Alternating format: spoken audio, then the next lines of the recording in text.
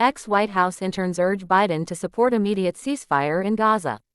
A group comprising 2022 and 2023 interns signed a letter accusing the president of having betrayed his promise by supporting Israel. A group of former White House interns signed an open letter to Joe Biden imploring his administration to support an immediate ceasefire in the Israel-Gaza war. The signatories, which include interns who worked in the White House and executive office of the president during 2022 and the summer of 2023, accuse the president of having betrayed his promise to pursue equality and justice by supporting Israel's bombardment in Gaza. Consistently, you call upon young people to lead through the world's most pressing challenges, the former interns wrote. Yet our voices are ignored as our generation speaks in solidarity with the majority of Americans and the world, underscoring the contrast between the values we embraced together and the actions we now witness. The war has plunged Gaza into catastrophe, with more than 22,000 Palestinians killed, the majority women and children, according to the territory's health ministry.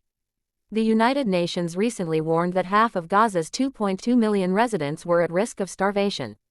Biden's steadfast support for Israel's military campaign in Gaza has been met with widening dissent among corners of the Democratic Party and some within his own administration. Progressives, Arab and Muslim Americans, and young people have threatened to abandon him in what is expected to be a narrow presidential election this year. Polling shows Americans are broadly unhappy with Biden's response to the war, including a notable erosion in support among key parts of the Democratic coalition, particularly young people. Our dissatisfaction with your actions reflects the sentiments of young people across the United States, individuals whom you credited as instrumental in securing your 2020 victory, the letter says. We urge the President and Vice President to take concrete steps to end the conditions of apartheid, occupation, and ethnic cleansing in Gaza by standing with our allies around the world in demanding a permanent ceasefire, ending unconditional military aid to Israel, securing the release of Israeli and Palestinian hostages alike, and labeling Israel's recent actions as war crimes. Anything less than these measures undermines the justice we collectively aspired to achieve. The letter reflects an internal rebellion among staffers and aides at the White House, across the administration and among the Democratic National Committee who have sought to apply pressure to Biden to back a ceasefire through a series of open letters, dissent cables and in at least 2 instances, resignations.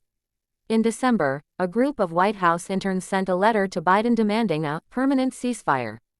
They did not sign their names, instead identifying themselves by the office where they worked.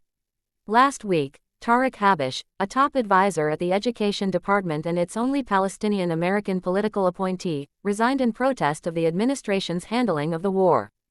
In his letter to Miguel Cardona, the Education Secretary, Habish wrote that he could no longer serve an administration that had put millions of innocent lives in danger. He was the second official to publicly resign over the White House's response to the war in Gaza, which started after Hamas's cross-border assault on Israel that killed 1,139 people, among them, 695 civilians. Biden and his administration have escalated their criticism of Israel in recent weeks. Last month, the president said he warned Benjamin Netanyahu, the Israeli prime minister, that his government was losing international support over its war and must change policies. But critics of the Biden administration say the rhetoric has not translated into action. Last month, the U.S. vetoed a UN resolution calling for a ceasefire and the White House has largely ignored calls from Democrats in Congress to condition military aid to Israel as a way to pressure Israel's government to change course.